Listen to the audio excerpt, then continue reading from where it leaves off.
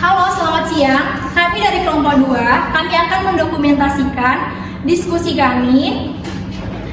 Perkenalkan, saya Ruth Febrianti sebagai moderator dari kelompok 2 dengan dosen pengampu Ibu Wina Diana Sari, SPSI, MBA. Sebelumnya, kami akan memperkenalkan masing-masing anggota dari kelompok kami. Perkenalkan, saya Desti Nurul Fadila. Saya Putri Putri. Saya Kamila. Saya Nurul Alif Faizati. Saya Rahmani Raffi. Saya Putri Stianti. Saya Nabriyani. Saya Putri Putri Faiti. Saya Farah Matika. Saya Fitri Adila. Saya Salati Montani. Oke, pada kesempatan kali ini kami akan membahas materi tentang emosi. Menurut sebuah definisi, emosi mencakupi evaluasi kognitif, perubahan subjektif, rangsangan otonom, serta impuls untuk bertindak. Para psikolog umumnya setuju bahwa emosi memiliki komponen termasuk kognisi, perasaan, tindakan, dan perubahan fisiologis. Oke, bagi teman-teman, ada nggak sih yang tahu pengertian dari emosi itu apa? Izin saya ketahui, emosi itu adalah pola reaksi kompleks yang melibatkan elemen pengalaman, perilaku, dan fisiologis dari diri kita sendiri yang digunakan untuk menangani masalah atau peristiwa penting secara pribadi. Atau lebih mudah dipahaminya seperti emosi itu adalah respon terhadap kejadian yang kita alami. Karena emosi yang kita alami itu kan contohnya nih, misalnya kita kan ini pergi ke hutan untuk mencari kayu gitu kan, terus tiba-tiba nanti di hutan tuh kayak mendengar suara ombak binatang. Jadi dia tuh kan kayak takut kan, terus dia pergi keluar dari hutan menuju ke rumah. Nah, respon ini nih yang membuat kita terhindar dari kemungkinan bahaya yang terjadi. Takut itu kan kayak ekspresi gitu kan. Nah, apalagi ya ekspresi yang kita lakukan untuk mengetahui emosi tersebut, ada yang tahu? Untuk mengetahuinya, itu ekspresi emosi manusia ditunjukkan dalam bentuk realitasnya terbagi ke dalam 3 ekspresi. Yang pertama tuh ada ekspresi wajah, yang kedua ada ekspresi suara, dan yang terakhir itu ada ekspresi gestur atau tingkah laku. Yang pertama itu tuh ada ekspresi wajah. Ekspresi wajah ini sangat mudah untuk kita kenali karena secara langsung kita bisa lihat kan gitu. Ada perubahan dari bibir, pipi, kelopak mata, alis, dan sebagainya. Ekspresi wajah ini juga bersifat universal karena berasal dari karena dapat memperkaya ekspresi dari wajah kita itu sendiri. Yang kedua tuh ada ekspresi suara. Ekspresi suara ini lebih sulit untuk kita ketahui karena pada dasarnya ekspresi suara ini dapat menandakan seperti orang yang berteriak-teriak. Itu bukan berarti mereka marah, bisa jadi saja mereka itu seperti ada hal lain yang menyebabkan itu. Dan juga orang yang diam belum tentu juga mereka bersedih. Mungkin saja diam itu adalah bentuk ekspresi dari rasa marah mereka gitu. Kemudian ekspresi suara ini itu kan bisa kita kenali lewat tertawa, bersenandung, berteriak-teriak seperti itu. Yang terakhir itu ada ekspresi gestur. Yang gestur ini kita terdapat kesiapan di sini. Kita dapat melakukan tindakan tertentu yang merupakan hasil terhadap suatu stimulus tertentu untuk kita melakukan suatu tindakan tertentu pula. Terus yang saya ketahui juga pada ekspresi gestur ini terdapat 2 pembagian gitu. Yang pertama ada tingkah laku perlibatan diri. Di sini seseorang akan bergerak atau mempertahankan ekspresi senangnya yang menyenangkan atau emosi positif. Yang kedua itu tingkah laku pelepasan diri. Pada ekspresi ini atau emosi di sini diwujudkan yaitu untuk melepaskan dari emosi negatif, karena pada tingkah laku pelepasan diri ini biasanya terdapat emosi negatif. Oke teman-teman, banyak banget nih ekspresi yang bisa kita ungkapin dalam sebuah emosi. Nah, di dalam situasi emosional ada dua sistem saraf. Coba dong teman-teman, ada nggak sih yang tahu sistem saraf tersebut? Oke. Yang saya ketahui di sistem saraf yang aktif pada saat situasi emosional itu ada dua, yaitu sistem saraf otonom simpatik dan sistem saraf parasimpatik. Sistem saraf otonom simpatik ini merupakan komponen utama dari respon emosional di keadaan yang afektif, di mana sistem saraf otonom simpatik ini disebutkan sebagai sistem respon emosional di keadaan yang efektif dan sebagai sistem yang melawan atau lari. Sistem ini menunjukkan bahwa aktivitasnya itu berkontribusi pada keadaan yang aktif dan pada gairah yang tinggi. Nah, sedangkan sistem saraf parasimpatik itu disebut sebagai sistem yang istirahat dan cerna, di mana sistem ini itu menunjukkan bahwa hubungan antara aktivitasnya dan relaksasi itu serta proses restoratif. Kedua sistem saraf ini juga berfungsi secara independen. Itu yang saya ketahui. Teman-teman ada yang mau nambahin? Nah, saya sebagai tambahan yaitu meskipun mereka bekerja dengan independen, namun mereka sangat berkaitan, di mana sistem saraf simpatik ini mempersiapkan organisme untuk mengeluarkan energi, dan pada saat emosi itu menghilang, sistem saraf parasimpatik ini mengambil alih untuk sebagai penghemat energi dan mengembalikan organisme tersebut pada keadaan yang normal. Nah, pada sistem saraf simpatik tadi terdapat pola yang dikenal biasanya melawan atau melarikan diri. Nah, ini misalnya maksudnya ialah misalnya pada saat keadaan suatu individu merasakan emosional, entah itu rasa marah atau ketakutan, maka sistem saraf simpatik ini mempersiapkan organisme untuk melakukan tindakan, ya seperti pola tadi itu untuk melarikan diri atau mempertahankan diri kita dengan rasa takut atau marah tersebut.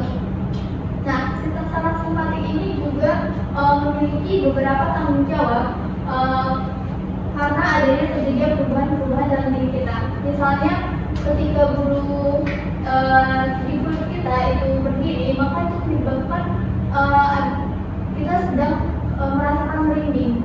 Nah, yang kedua, pada saat pernapasan kita menjadi lebih cepat, itu menandakan bahwa kita merasakan adanya panik. Dan yang ketiga itu ketika tekanan darah kita meningkat dan jantung kita juga meningkat, itu bisa juga dikarenakan akibat kita adanya marah atau rasa emosi dalam diri.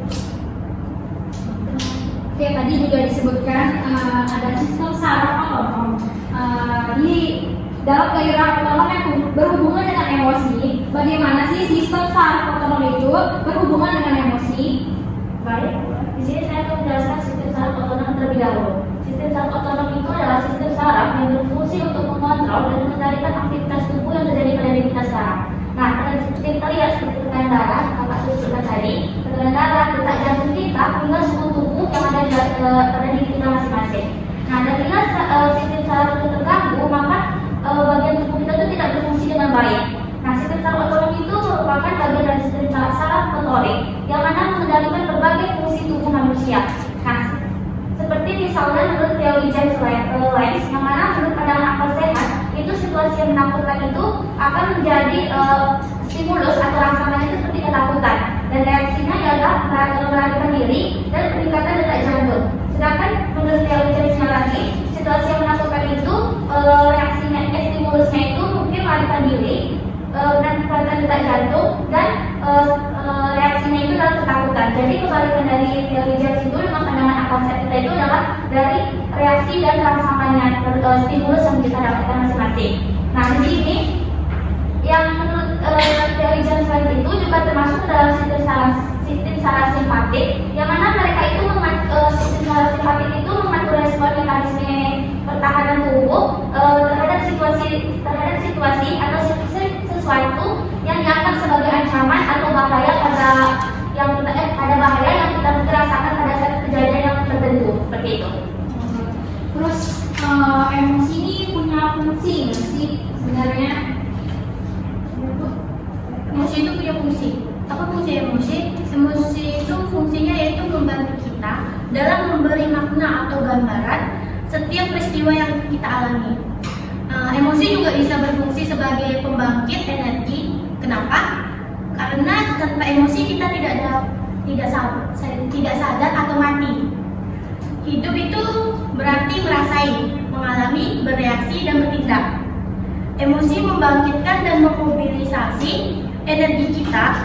Emosi juga berfungsi membantu manusia mengambil keputusan, menghindari bahaya, bahkan membangun rasa empati dalam diri kita. Itu sih yang maksud saya. Oke. Dan bahas emosi ya.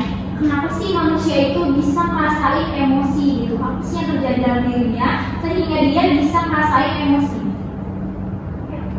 Menurut saya, pada dasarnya, emosi merupakan suatu respon yang kita lakukan terhadap suatu kejadian yang kita alami.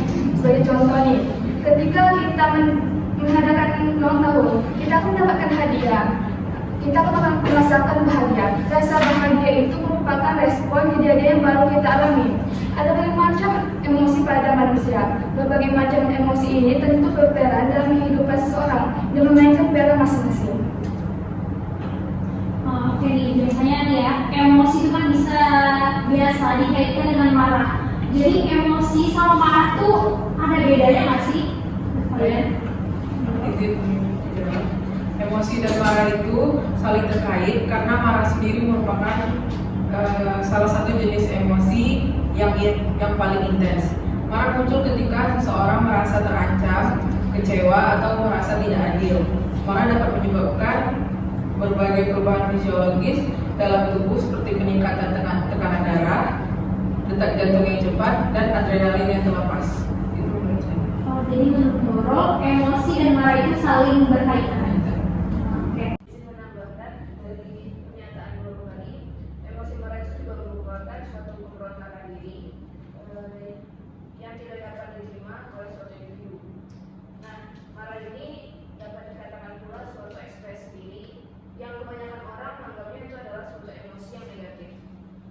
Reaksi emosional itu juga disebabkan oleh situasi yang memicu pembangkangan diri, serangan lisan, dan rasa kekecewaan, bahkan bisa menyebabkan frustasi.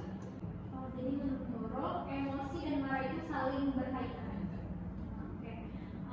Nah, dari teman-teman, ada yang tahu nggak sih bagaimana proses terjadinya emosi dalam diri setiap manusia? Jadi proses dari emosi itu muncul akibat reaksi yang dirasakan oleh seseorang karena suatu kejadian yang dialaminya.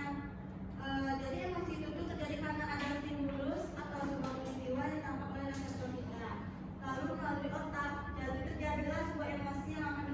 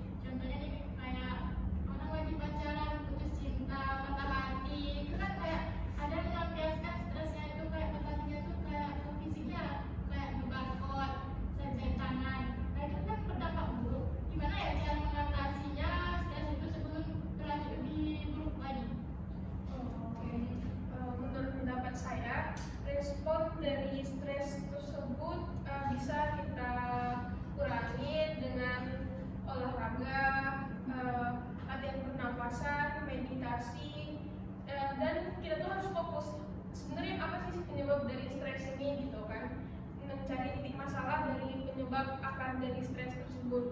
Kemudian itu dukungan sosial kayak orang-orang di sekitar kita, teman, sahabat atau gimana tuh, itu tuh menurut penelitian itu merupakan metode paling ampuh untuk mengatasi stres.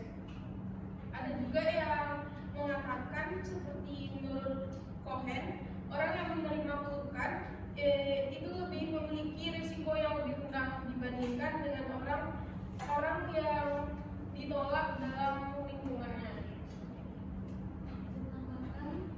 Nah, dari selain yang disebutkan kami tadi itu, kita tuh juga dapat mengatasinya tuh dengan beribadah, memilih lingkungan yang positif, menerapkan pola hidup sehat, lebih menerima diri kita apa adanya, serta sharing tentang apa yang membuat kita stres kepada orang yang dipercaya.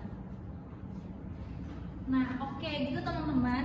Jadi hasil dari diskusi kami sudah jelas ya, dari pengertian emosi, penyebabnya, cara mengatasinya. Jadi kesimpulan yang bisa kita ambil dari diskusi kali ini, berbagai komponen emosi tidak selalu terjadi bersamaan.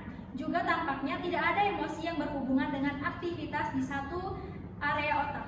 Banyak psikolog yang tidak yakin bahwa emosi adalah suatu kategori alami.